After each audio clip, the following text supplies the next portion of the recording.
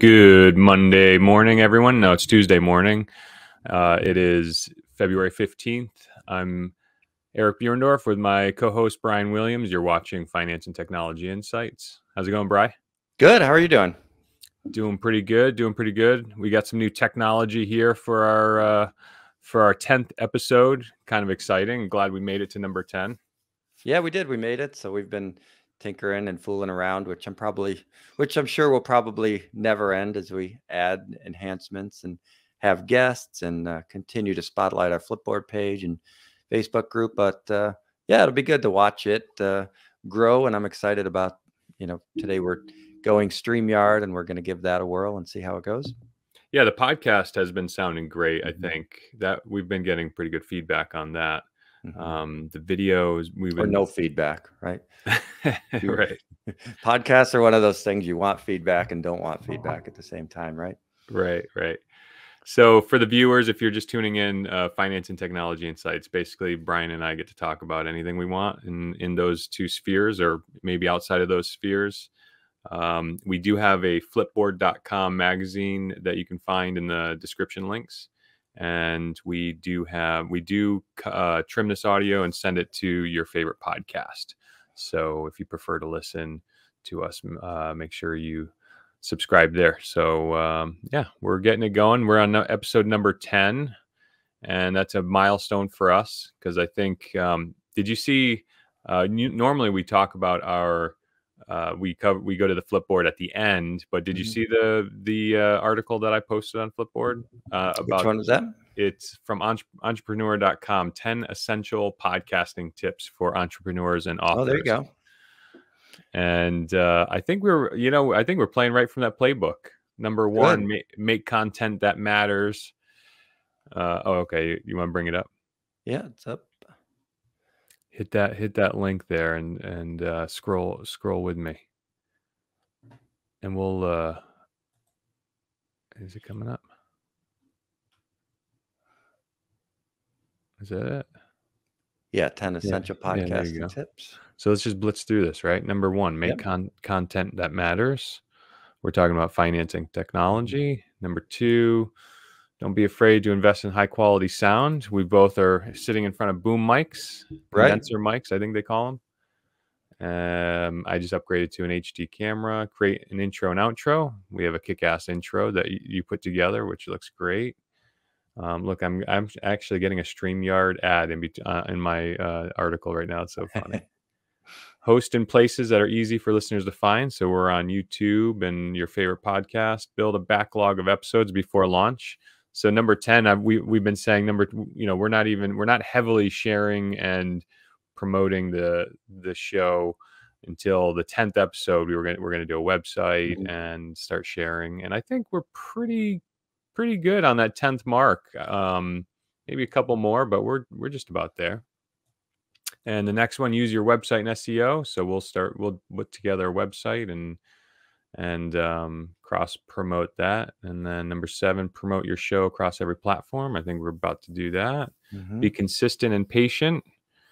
Have interesting guests. Guests we haven't done yet.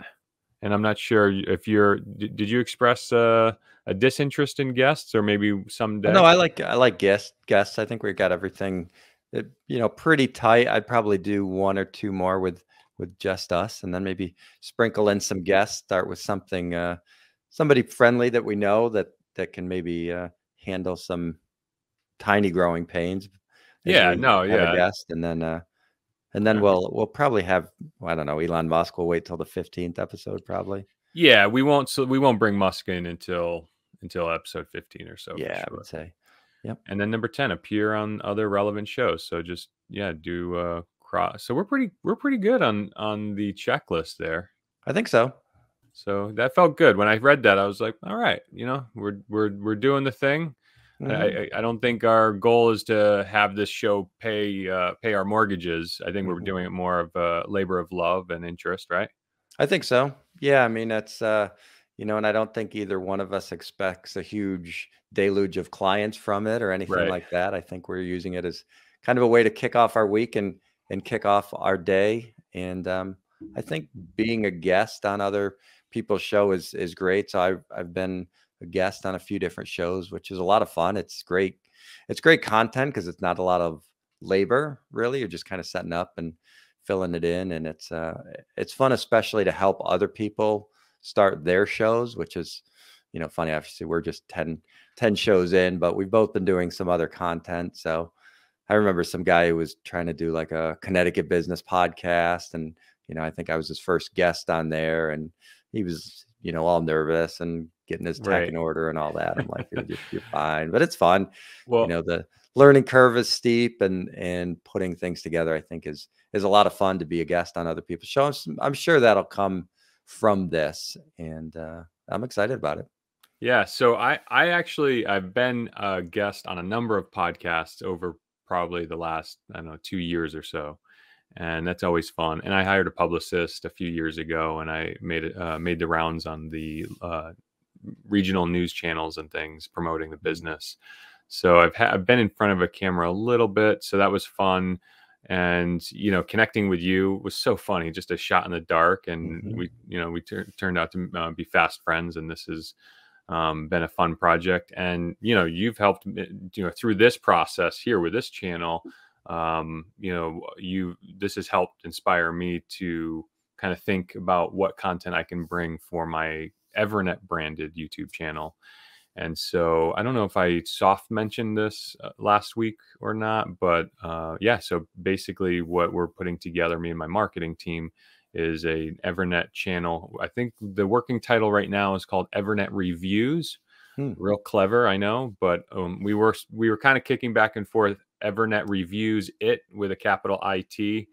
I decided maybe not use the IT yet because I really don't want to ever be pigeonholed. I know it's important to specialize, but you never not want to be able to cover something you want to cover, right? I mean, it just because your sandbox isn't big enough. So anyways, we're working with EVERNET Reviews right now, and what we're doing is soliciting all of our vendors that we've seen our clients use.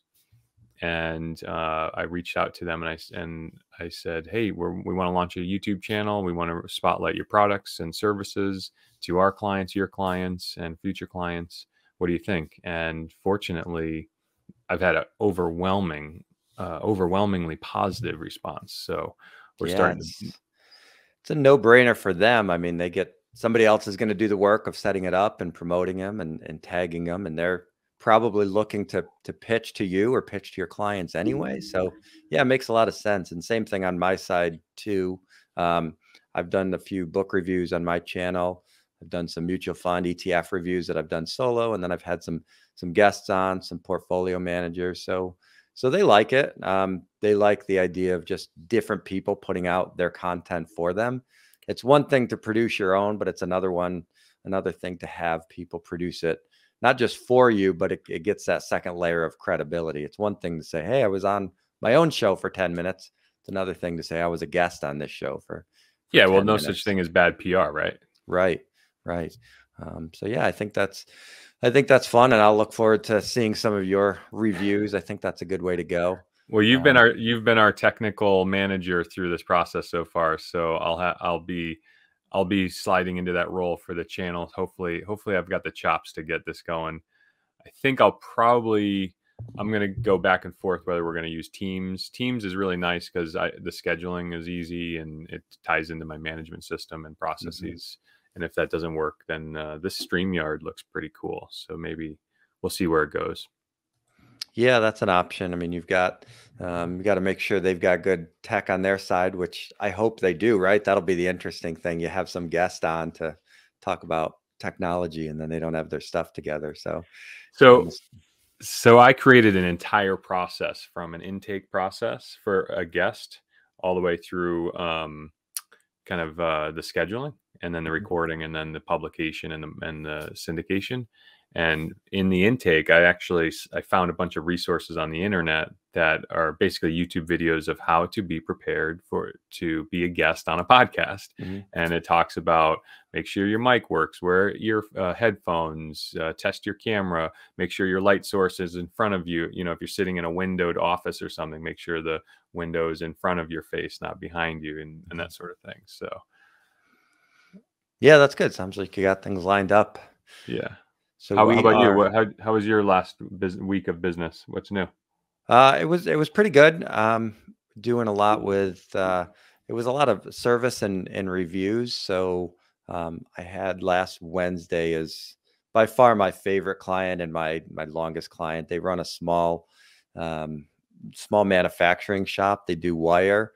And anybody who thinks manufacturing's like dead in the U.S. or dead in Connecticut, I mean, it might be down, but there's so many pockets of these little industrial parks and stuff all over the place that do really high quality, high specific work. And this is one of those organizations, but been my client for a long time, and they really run the organization like it's a Fortune 500 company. So they've got maybe 15 employees, but they still have quarterly investment committee meetings, like on a board basis, and they take minutes, and they really do a good job with it. So a lot of other advisors wouldn't like that type of client because they're not necessarily high maintenance, but they're very regimented and scheduled. But for me, I like that. That works well for me. I know that with the second Wednesday of the month on these 4 times a year, it's going to be that meeting, and I can book that meeting. I could book it now out 10 years if I wanted to. So I always like going back to them, and I always try to bring something new or different to the table, some sort of different report, something,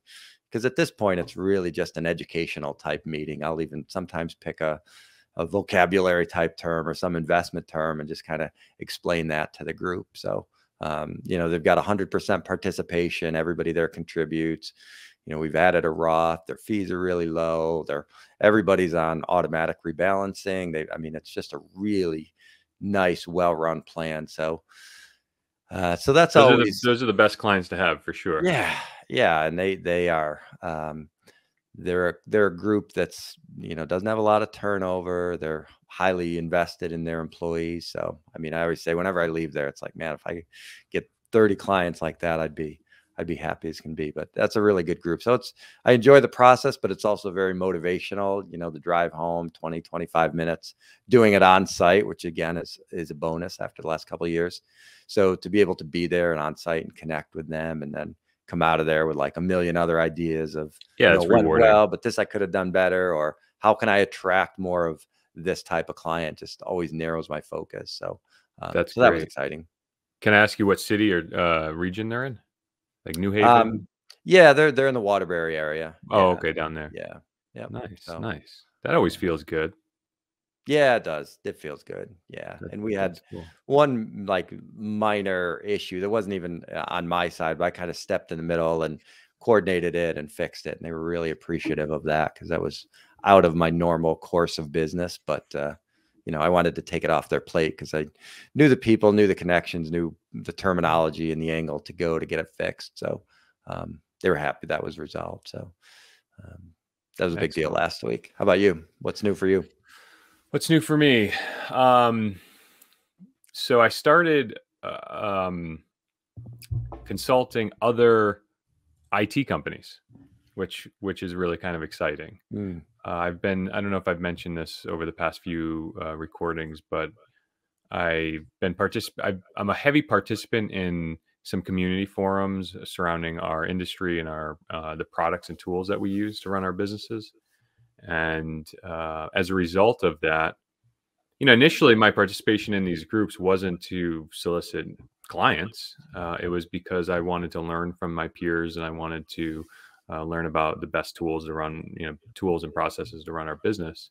And as I'm sharing my experiences and my education with peers, what I found was I'm getting a whole kind of stream of sidebars from a lot of people saying, how do you do that?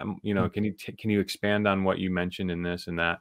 And a couple weeks ago, I think at the beginning of this month, I sent a post on all my socials. I said, it took me 8 minutes this month to invoice. How'd you do? And honestly, that just set it on fire. And so many people just came out of the woodwork and said, how are you doing 8-minute invoicing, monthly invoicing?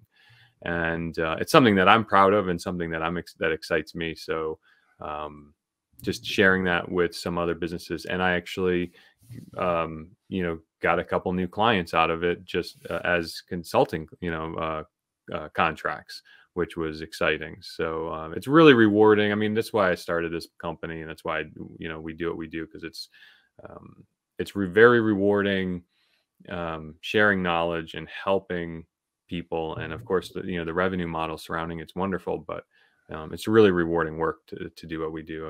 And so that was last week. And so, yeah, the consulting for other IT companies and the forthcoming YouTube channel. So that kept me pretty busy last week.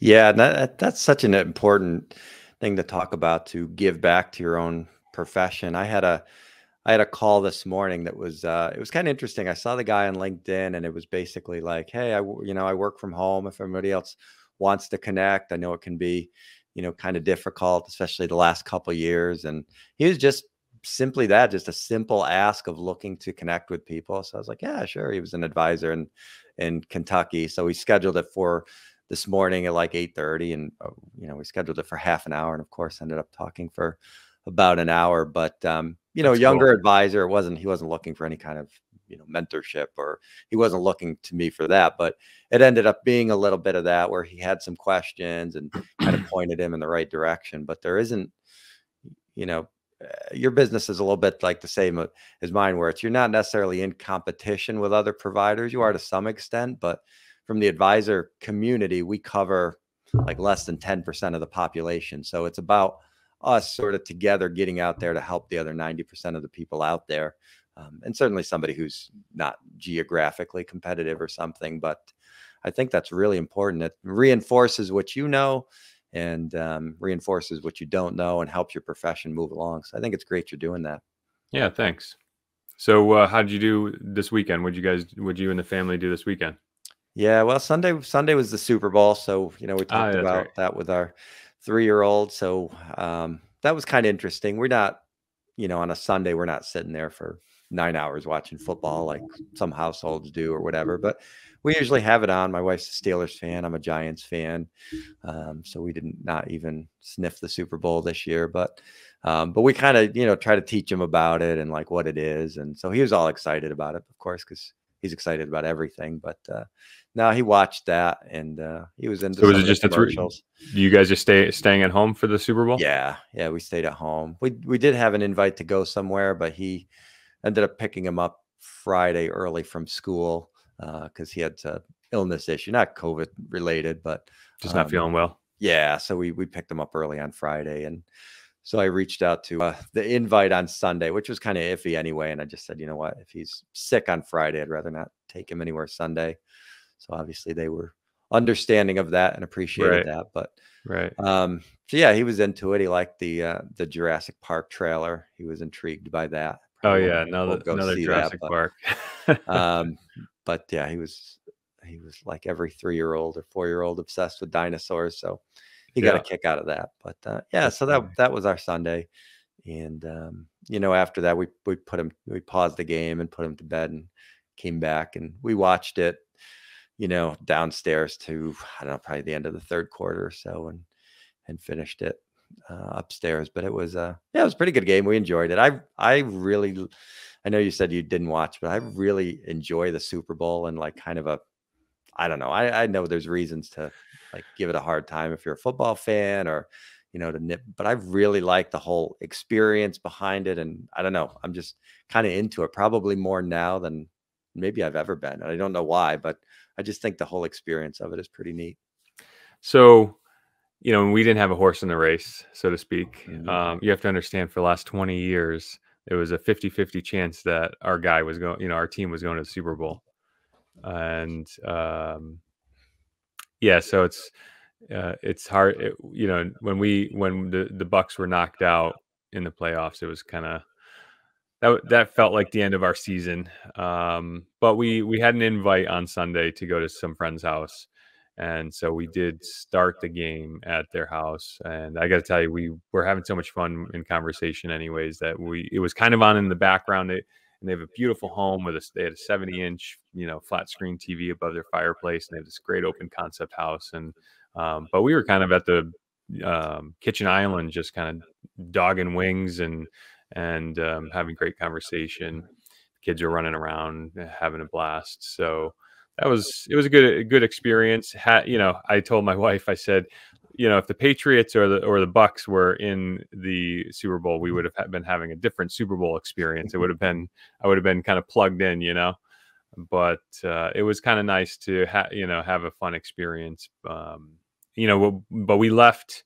I think we left somewhere in the second quarter anyways, so that we can get the kids home. And by the time we did bedtime routine with the girls and we got settled down, I think I was kind of not even interested. So we didn't see the Super Bowl halftime show. I know that was real popular for our age group, or my age group. And I still haven't even YouTubed it. So I haven't even watched it. So that was our Super Bowl. Before that, we had, I don't know if I said this either, but my daughters are all of a sudden, I think as recently as 2 months ago, our weekends and evenings were all of us on the, not the whole weekends per se, but our TV time in the evenings was the four of us on the couch, wraparound couch, watching some kid-friendly content, and maybe once in a while the girls would be on their iPads, but they would be with us on the couch and things. About 2 months ago, my 9-year-old just all of a sudden became a social butterfly. So she's floating around the house or upstairs in her room, FaceTiming with her friends and playing Roblox and things. And so we had the 5-year-old a little bit, but now I think she's starting to see what her sister's doing. And so sometimes she attaches to them and plays Roblox. And all of a sudden, like last month, I look over, I'm like, it's all of a sudden me and my wife on the couch alone. And we're adjusting to that. It's a bittersweet. I just wasn't prepared for that. So, and to that vein, they're just having all of these social functions, sleepovers now. And we took the girls, like we had, I think 6 girls we took on Saturday to the trampoline park, which was hilarious. And then, Sunday morning, my 5-year-old had 3 plays. So she was booked. She had 2 play dates before she went to the trampoline park again with, the girls across the street invited her. And then she invited a boy from her class over before the Super Bowl. And then we had the Super Bowl at our friend's house. So it was a social packed weekend that I'm not yet sure I was prepared for. Yeah, it's crazy how busy they get so young now, right? Yeah, that's sans sports. So we're not even right. We're in between sports right now. So yeah. Yeah, we're trying to figure out where to do my son's birthday party at the end of April, where we're going to have that, and probably do a party with kids in his daycare, and then a separate family party. So maybe one Saturday, one Sunday, one in the morning, one in the afternoon. Who knows? But so it begins, I guess. Yeah. And it feels like it's too fast. The 5-year-old turned 5 in November. My 13-year-old, my son turned 13 yesterday. The 9-year-old turned 9 on a week ago. It's going by too fast. And like I said, I'm not sure I'm prepared for it, but yeah, time marches on. Yep. It creeps down and it escalates. We were talking yesterday about the Valentine's give outs at the daycare. I mean, we bought a little package of dinosaur Valentines and wrote everybody's name on them, like you'd expect most people do. But some parents did these big gift bags with stickers and lollipops and, gummy fish and all this kind of stuff. And it's like, man, it just now then you feel like if you don't do that, then you're missing out on something. My favorite ones were these 2 kids just cut out hearts and regular white paper, copy paper, and just colored them, just scribbled on them with crayons, and then I had names on the back. To me, that was perfect. But there's always one parent who goes above and beyond. So that may or may not be my wife. yeah. But no, it's fine. I mean, it's great that they do that. But and then with the parties, if somebody does something, then we're not ever going to get caught into that sort of race of outdoing somebody. Yeah, no, it's not a one. She doesn't do it for one-upsmanship. She honestly, it's so funny. She does it out of the pure joy of it. Their arts and crafts just crazy. So yeah, but they did all come. They both came home yesterday with bags of pencil. They don't do candies and treats anymore in our schools, so it's pencils and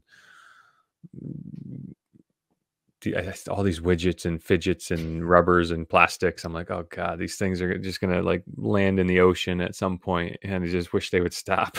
I know. It's like the idea that you got to do something, or you go by the bargain bins in Target, or you're in the dollar store, and you're like, oh, just grab something. It's just what we do right now, I guess, right? Yep. So what else is new in the finance and technology world?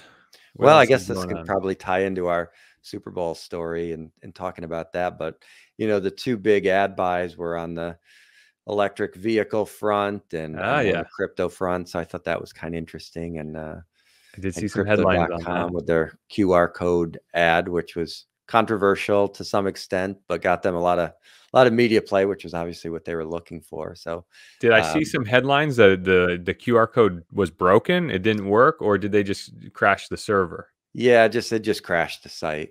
So, oh, okay. Imagine spending a couple million on a QR code that like the intern coded wrong.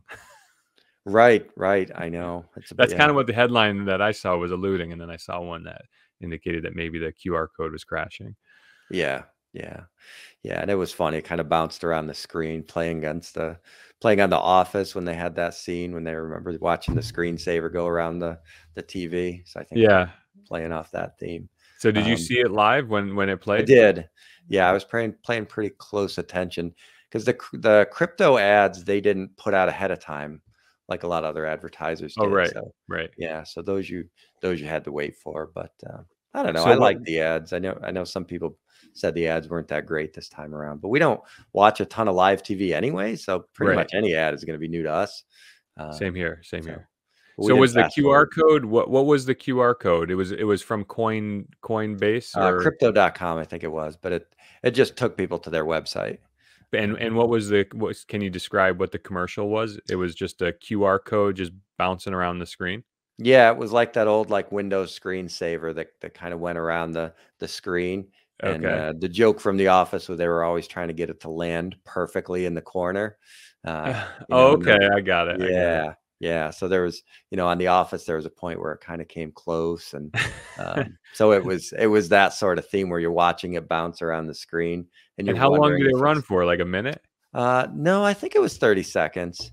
Yeah, did it feel like an awkward length of time intentionally? No, because you were kind of glued. You didn't know if it was just going to be that, or you didn't know if, I don't know. This was very celebrity driven Super Bowl as far as the ads are concerned. So you didn't know if, The Rock was going to come busting through the screen or something. So, so I think that's why people were watching. People did it obviously because they crashed the website, but I can't imagine like getting my phone out and going over and scanning it. I guess people do it for fun or whatever. Right. But so that was kind of interesting. What else? What other commercials were finance and technology? Did you say there were EV commercials? I'm sure there were EV commercials. Yeah, there were a few, and I don't follow that market as close as you do, but the car ads were big. So I read Polestar. Have you heard of a company called Polestar? So Polestar is, I guess Polestar is an independent company now that was spun off of the Volvo's Formula One team. So I don't know if you're familiar with like the Shelby brand or the AMG brand for Mercedes. Those are like the performance shops that take an OEM's car and kind of juices it up or whatever, or mods it and makes it high performance. So I guess Polestar was that for Volvo, and so they a couple of years ago spun out as their own company, and so they are producing the Polestar 2, which is a electric vehicle. It's a sedan, four-door sedan. I think it's critically acclaimed. Everybody's loving it. I think it's a beautiful car. And the headline I read was Polestar takes a shot at Tesla and says they kept scrolling like sentences that began with the word no. So like no gimmicks, no shame, no, I don't even know what it was. And then one of them was no trips to Mars, which was a clear shot at Tesla. And I may have even posted on that. I did post on it. Yeah. So I posted on that if you want to bring up Sure. our finance and technology insights magazine on Flipboard. It's the one on the bottom left there. And so my comment on the article was no charging network, no autonomy, no non-advertising, and then no giga Nevada, Texas, Shanghai, and Berlin. Hmm. So the Twitterverse kind of trolled him a little bit for I think that some of the things I mentioned, but still a beautiful car. It's still nice to see that the EV market's heating up. I saw another article too. I didn't pin it, but the EV market has quadrupled just in the past 2 years. I mean, it's easy to quadruple when you're at 1% of the global Right. EV market.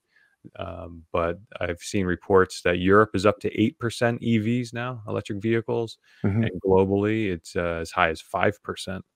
So it's coming. If you're not ready for your electric vehicle, it's coming.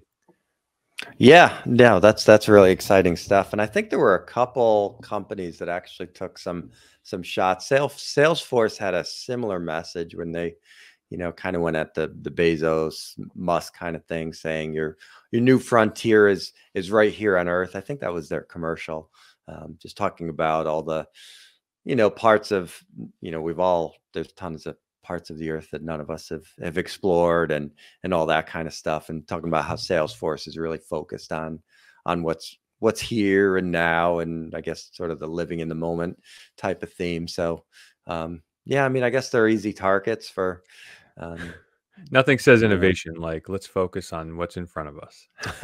right, right. Let's I focus know. on what we already have. Yeah. Oh, it's so sad. Yeah, that Salesforce actually announced a pretty big partnership with Ford. I guess Ford and Salesforce are working together to get Ford on the data train, I guess, and Okay. technology train. So it's really interesting. One of the things that, and I'm not a Tesla fanboy, and my wife and kids, I'm trying to get my wife to buy a Tesla because I don't want a Tesla. I want more of a classic SUV. Like I would love the Ford Bronco in an EV. Then Mm, I don't know if you've seen the new Ford Bronco. yeah. There's also a new startup called Rivian that has a truck right now, but they have a SUV variant, which I think is beautiful. Looks real close to like a Land Rover. Mm, But I'm not a Tesla fanboy at all. And but what is unique with Tesla is they view themselves as essentially a technology startup. And in fact, I think they would even say that they don't view themselves even as a car company. They are an AI. Elon's trying to push this artificial intelligence focus, and now he had a completely ridiculous and embarrassing um, AI day, I think he called it, where he had somebody dressed up in a robot costume, and he's saying that they're taking their artificial intelligence and they're going to put it into a uh, robot form factor. And of course, they got a big eye roll because it's total vaporware right now. But they are working aggressively on their self-driving technology for their car. And what makes them unique in that effort is they are doing it only with vision technology, only using cameras. Right now, you have Waymo, which is a Google company. You have Cruise, which is owned or heavily subsidized by GM. And those guys are using LiDAR technology, which is laser radar, which actually is a scanning thing that will will actually create a digital representation of the 3D environment that the car is in, and then they use algorithms and things to navigate the physical objects. What Tesla is doing is they're interpreting the world just by using camera ocular technology. And I think what he's anticipating is if they succeed in doing that well, they will be able to basically adapt that artificial intelligence to any form factor. And you really kind of think about it, you're like, well, yeah, I guess if you can get a car to use cameras to see and interpret the environment and give it some, leadership algorithm so that it can achieve its whatever its function or virtue is in a car, it's to drive safely on the roads. But if you put that in a bipedal form factor of a robot with arms and hands, and the thing can interpret its environment just using vision technology or cameras, sure, it could deliver packages, it could do dishes, and I don't know, whatever mow lawns or whatever you want a robot to do. So, anyways, I'm on a Tesla rant, but still fascinating to see that. I guess my point was the traditional car manufacturers, they don't view themselves as technology. I think if you sat Mary Barra, the CEO of GM, down and said, "Are you a technology company?" she would say, "Oh, yes, we're a technology company." But they don't really have that Silicon Valley technology company to them, and Tesla really does. I mean, they were born in Silicon Valley, um, and I'm not a Ford fanboy either, but Jim Farley, the CEO of Ford, is very vocal on Twitter and the media about how he views the transition of Ford into that becoming a technology company rather than a auto or transportation company. So, Yeah, I'm sure they'd certainly love to have a technology valuation rather than a car valuation. That would for certainly sure. help the stock price. That's for sure. Yeah, so those were the big themes for the Super Bowl commercials. I posted an article about whether the idea of having so much money spent on Super Bowl ads, if that parallels um, pull this up here, if that parallels like the 2000 Super Bowl, where it was all of and maybe that was in our Facebook group, but if you remember, the 2000 Super Bowl had, all the pets.com was sort of the famous one, and all these companies that spent big, that were not companies. They were really just .coms. They weren't making any money. It was all kind of a house of cards. And then shortly after that, the technology bubble burst. So that was kind of a common theme going into the Super Bowl with the crypto companies, whether this was the beginning or really just kind of the beginning of the end for them. I guess we won't know Right. for a while. And there's obviously two factors. There's the cryptocurrencies themselves and the idea of that having staying power. And then there's the companies themselves that are providing access to that. So the wallets and the exchanges and that sort of stuff. Right. But, Right. yeah, I thought the ads were pretty good. I don't know if I'll be curious to see later in the week the signups for new accounts, and if driving traffic is one thing, but if they're not able to convert that into new accounts and new revenue, see how that all plays out. Yeah, I think I've read that there's last year there was when the economy was hot, there was money driving into crypto kind of in unprecedented volumes, and it seems like there's a significant cooling on that right now. So it will be interesting. I think, I've already said my piece about crypto. I was, as with a lot of things, I'm sometimes late to the dance. And when crypto was coming up over the last 8 years, I didn't see any value in it. And I've come to see some value in a decentralized currency, even if it's fiat, meaning that its value is derived just by the community establishing its value. And you always have this idea of like, well, what if the world goes dark? Then the cryptocurrency the cryptocurrency would just disappear, just vaporize. but maybe if the world just goes dark, we have bigger problems anyways, Right. Hmm. So it's interesting. It's really interesting. I think, well, I don't want to go on a crypto rant, and I don't want to go on a inflation. It's no secret that our our economy is suffering from inflation. So, you know, it's economists see, even though, the laws of supply and demand seem so concrete, you can still seemingly find a left and right approach to the economy, which always baffles me. Um, but I don't know why all of these quote unquote smart people don't understand where the inflation's coming from, but okay.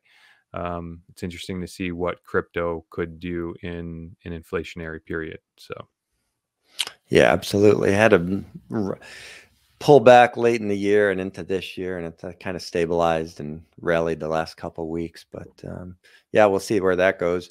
The other theme I thought was interesting is the number of states that are coming on board with online gambling, and you see millions of ads for right, DraftKings and FanDuel, which I think is fairly dangerous, just because there's so many young people involved and so much, you know, along the same lines, but a lot of money floating around, a lot of people staying at home, a lot of people who didn't do vacations and things like that, and now they're putting it on how long the national anthem's going to be, and just the amount of in-game bets, because so much of gambling is emotional anyway. But if you're right, picking a winner on Saturday for a game Sunday night, that's one thing. But if you are behind and it's in the third quarter and you're betting on what the end of the quarter score is going to be in the third quarter, that's going to be a purely emotional play, which can get people into a lot of trouble. So it's interesting to see the different states that have that are pulling revenue from it. So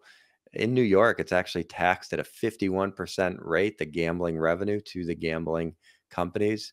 Um, wow, and they're kind of late to the party, but still, even at that rate, obviously with the size of New York State and New York City, the wow, population, but you have the gambling companies rushing to New York, obviously, to get in that market.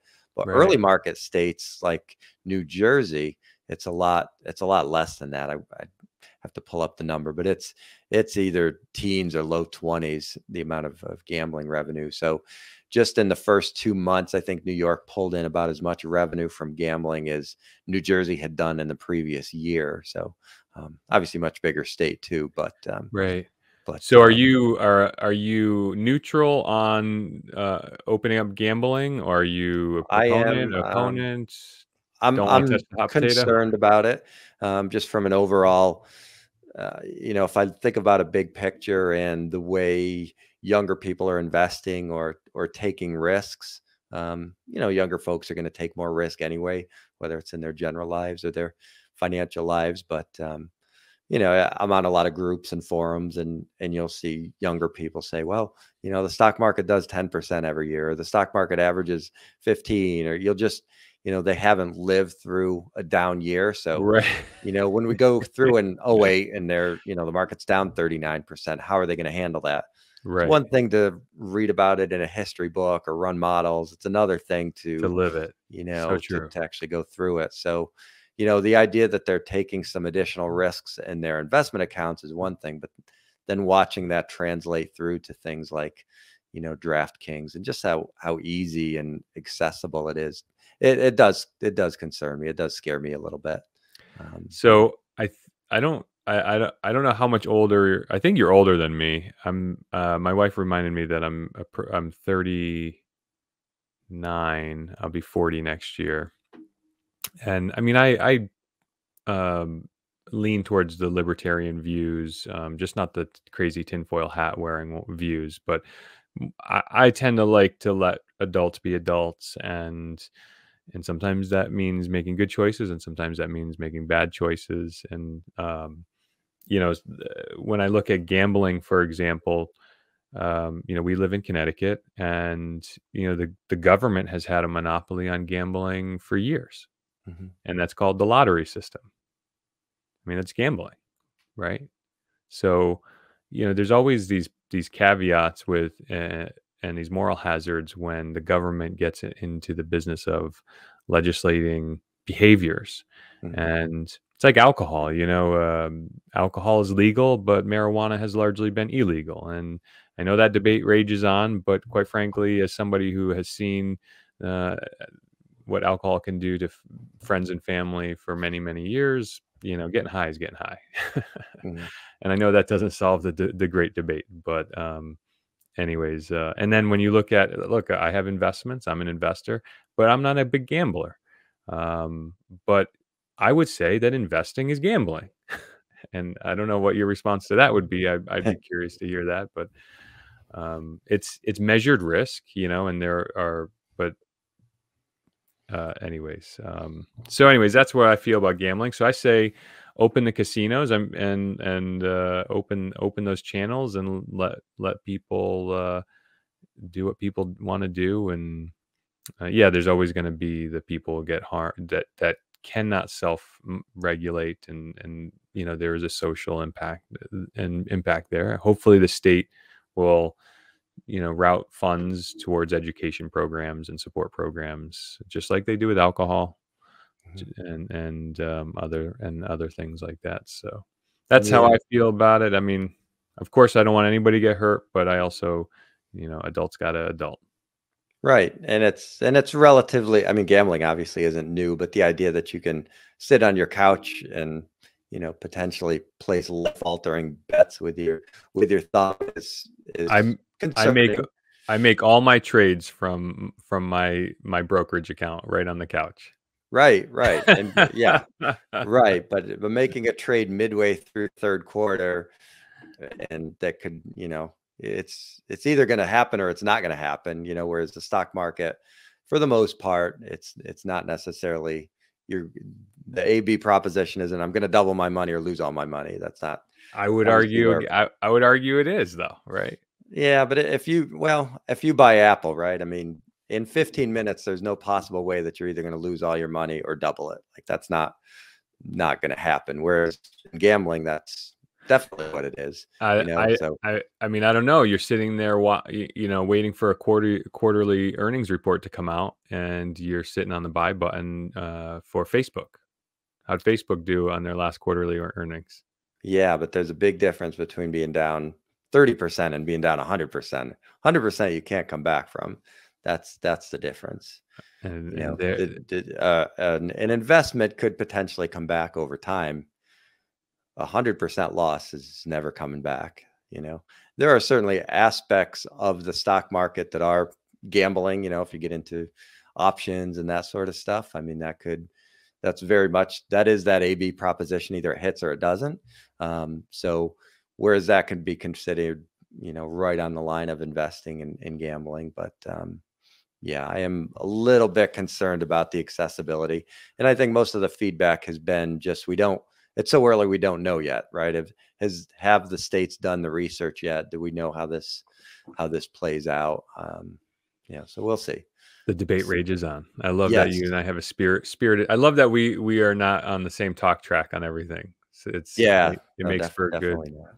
good Well, dynamic. we're on questions that there are no answers for, right? I mean, even, you obviously want to let people do their own thing, but we have regulations on pretty much everything. I mean, you can drink, but you can't drink and drive. You can, there's all sorts of, Hey, look, ways and people can do harm. I think the concern is when it spills over into society and people are doing things that don't just harm themselves, but could potentially harm others, right? That's always usually, you can drink as much as you want sitting in your basement. As soon as you get behind the wheel, then it's like, all right, this is a whole different I ballgame. totally agree with you. I totally agree Um, with you. Yeah, so I from a gambling standpoint, I mean, there's a million conversations. I mean, the biggest gamble might be a college education, right? You're going to come out 4 years later and you got $300,000 worth of loans and no job. I mean, I think that's a as lot of big a people have played that game, yeah, yeah, wagered on that. Yeah. sure. So that's but yeah. So anyways, so that was a big topic over the weekend. I know a lot of people wrote on that, the number of states. I think we're up to 11 now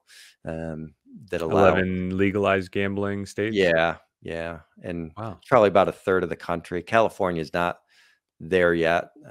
So if you log into one of these apps, that they have your location services or whatever. So there were people driving from New York City across the George Interesting. Washington Bridge to New Jersey, sitting Oh in the my god. closing parking lot and doing their DraftKings Do you know if and that's driving how home. they are, establishing the Oh, for sure. locale? It is Yeah. with the location data of the device that you're logging in? Yeah, Oh, absolutely. that's so fascinating. Well, there's another case for all those VPN services that you see advertised, right? Right. Right. I mean, yeah. I mean, obviously, there's ways around those and do That's different things, but wild. yeah. People are doing that. People are driving across bridges and all that kind of stuff, and that's how it accelerates, right? Because then New York says, "Geez, look at all this revenue we're losing, Completely. and look how bad it is for the environment that all these people are getting in their Oh, right, cars and right, for the driving." environment, of course, right. So then New York does it. So then everybody that borders New York has to do it because, wow, look, everybody's leaving Connecticut to go to New York and do Do it. you But do you how long have you been in Connecticut, a Connecticut resident? I guess since 96, I guess you could Okay, say, so you have my plenty of college years. Yeah. yeah, so you have plenty of memory of, the state of Connecticut not treating us like adults on Sundays, right? Oh, yeah. Sure. So we Yeah. could we call them package stores in Mhm. Connecticut for some reason, but the liquor sale beer and liquor sales were illegal at the retail in, Connecticut for years up until I don't know, what they changed that 5 or so years ago. Yeah. They opened up retail sales of, liquor and alcohol, on Blue Sundays. laws. Yeah, they're called the blue laws, right? Yeah, and, And it was even after 9 o'clock, right? It was 9 o'clock, after 9 o'clock, and then on Sundays. right, Sundays were closed, and I think it was 8 o'clock Was it that on early? Huh? weekdays for I think it was 8 o'clock for a million years, and then I think the same law opened it up on Sundays and to 9 p.m., I think, on weekdays. And I mean, we grew up in Simsbury, which was 2 towns south of the Massachusetts, line, Mhm. and, oh, yeah, I mean, I just growing up and, making a run for the border to get some beer for the weekend or Sunday or whatever. And, yeah, I'm sure they used the same argument.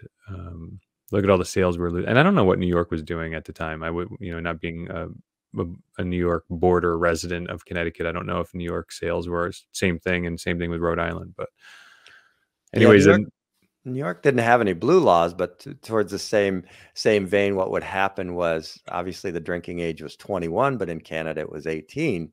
So right. there, the border crossing is, hey, let's go to Montreal, let's get Well, Molson Triple X, and so I you know, went to college in Burlington, Vermont. Which okay, so yeah, as we were 18, we were caravanning 18-year-olds, mhm, an hour, 2 hours, I think an hour or 2 north, to Montreal, Canada, for the first few years of college. It was hilarious. yeah, which is a R great city. Oh, it's Montreal's a beautiful. phenomenal Well, what, city. Burlington or Montreal? Both of Well, them are both beautiful. actually, but yeah, I was initially talking about Montreal. Yeah, they're yep, beautiful up there. Although my poor wife, the things that she has to put up with, I keep I'm so tired of the winter up here. Born and raised in New England, and I was a snowboarder when I was a kid, so that was the thing that sent me to Vermont. But if I could do it all again, I'd be like University of Miami, Mhm. University of I don't know what's in Texas, somewhere warm and beachy. It's so funny. My sister lives in Florida now, and she's right now as we speak. She's in I think in Georgia. They took a road trip from Florida to Georgia to go skiing and sledding. I guess Georgia has snow somewhere in the mountains, and I'd much rather vacation to the north for snow rather than vacation to the south for the beach. Speaking of that, we're leaving tomorrow morning for Cancun. Yeah, that's awesome. That's pretty exciting. So tell me about that. You're leaving tomorrow morning. So tomorrow's Wednesday, 16th, and you're coming back when? We'll be back. We're going Wednesday to Wednesday. So the kids Wednesday. have Monday and Tuesday next week off from school, and we just we're gonna make the sacrifice, and we'll pull them for 3 days this week. And yeah, so by this time tomorrow, we should be looking at a beach on Cancun at Mm. Cancun. So So looking forward to that. from the time you booked it to now, how have the rules and stuff changed. Did you bother following it as it changed, or you just said, well, I'll wait and see what they are the day before? Yeah, so we booked it. I think we booked in October, November, something like that. And when the latest COVID spike was very concerning, right? I mean, when you don't know where the plateau is, and certainly we didn't know that it was going to be a peak and then a drop. So yeah, we were really concerned about it, and fortunately, the airfare and the hotel has wonderful cancellation policies that I don't know if they're COVID accommodating or just in general, but we could have canceled the flight and the hotel for a full refund. I think up to, I want to say, even 24 or 48 hours beforehand.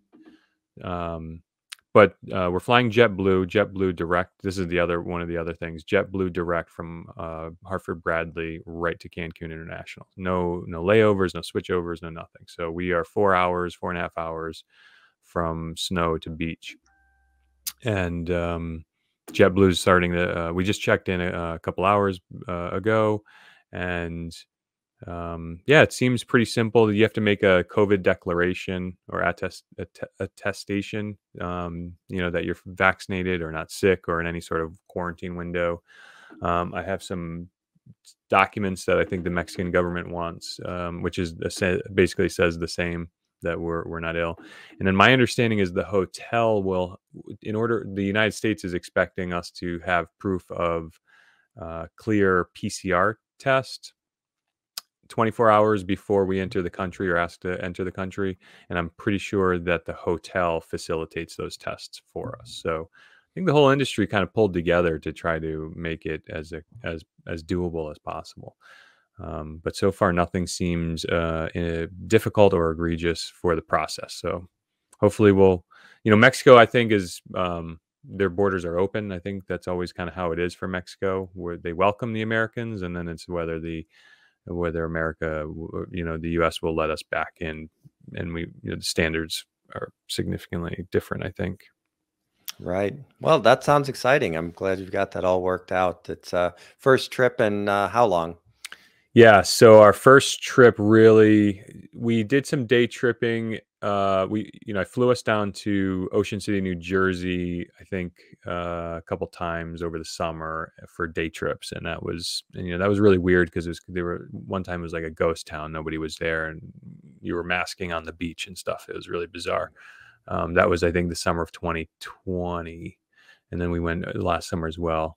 So that aside, that was only just a couple hours, but this is our first trip since February of 2020. So 2 years ago, we were in Orlando, just as you were starting to hear the news about this whole pandemic thing warming up. It didn't quite hit our shores hard. So it's February 2020. We did a week in Orlando with the girls and my in-laws. All right. Well, So have a good trip. We're gonna try to maybe do a show on Monday, I guess. I'm bringing a laptop. It's an older laptop, so I don't know how the webcam will work. So we'll connect, and I'll be in communication with you. And I think it's agreed that 9 a.m. on Mondays aren't great. I think Right. 10 a.m. on Mondays should be okay. Today's 10 a.m. We started recording today. It's Tuesday, the 15th at 10 a.m. So little flexibility, but yeah, if I have to bump us a week, hopefully our audience will be forgiving. I think so. Yeah, they can go back and listen to some old episodes to get their fix, right? Yeah. So do you want to All cover right. news, or you want to wrap it? It looks like we're rounding about an hour. Yeah, yep, coming up into an hour here. So maybe we'll just introduce our businesses or get our contact information out there and call it a day. So I'm Brian Williams from Northshire Consulting, which is an independent investment advisory firm. I work mostly with small businesses, making sure their retirement plan is the way it should be. My stuff is on YouTube. It's called 401k and Beyond. That's also the name of our Facebook group. So we post some videos there. We get some discussions going from both the employee and the employer side. And my website is northshireconsulting.com. And let's hear about your business, Eric. Yeah, so I'm Eric Buhrendorf, CEO and senior consultant of EVERNET Consulting. We're an IT company that supports businesses and their IT function all over the country. So our biggest markets are law firms, medical practices, but we have clients in every industry. And like I said earlier today, we're starting to consult other IT companies. So if you have an IT vendor that isn't giving you the warm and cozies, or if you want a second opinion, or if you're doing a startup and you need to build out your tools and your IT function, check out our website at evernetco.com, evernetco.com. And EVERNET Co is on pretty much every major social platform too that we post regularly too. All right, sounds good. And we'll see you next week, maybe, but if not, 2 weeks. Yeah, and this is our new video with the StreamYard. I'm looking forward to seeing how that shows up. Bye, All right, everybody. sounds good. Thanks, We'll Brad. see